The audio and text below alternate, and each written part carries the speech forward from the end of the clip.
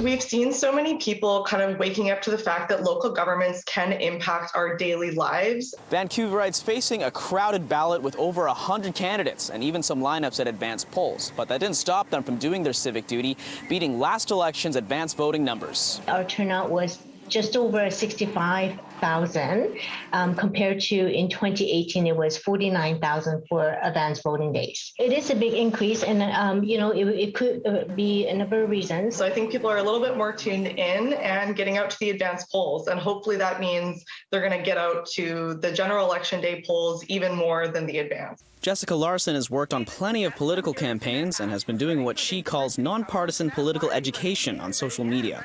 She's spoken to around 24 candidates in bite-sized TikTok videos, so voters have a place to start. Vancouver is, as we all know, one of the least affordable places to live, and we don't think it should be that way.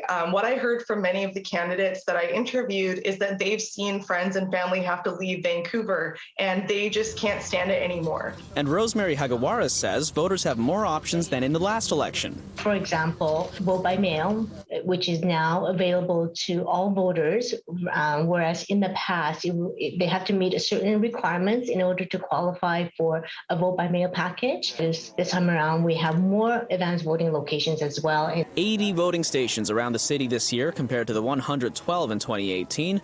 But even with fewer, election officials say the stations are bigger with more machines and more staff. Yeah, lineups are going to be expected, but it also depends on the time of day. Some places have no lineups in the morning. They could walk in and be out within 15 minutes. And there's mail-in ballots too. Last election, 1,866 vote-by-mail packages were accepted.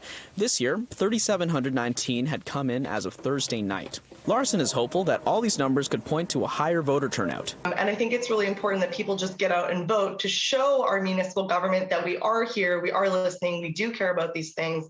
And no matter who we elect, we're going to hold them accountable. In Vancouver, Kier Junos, City News.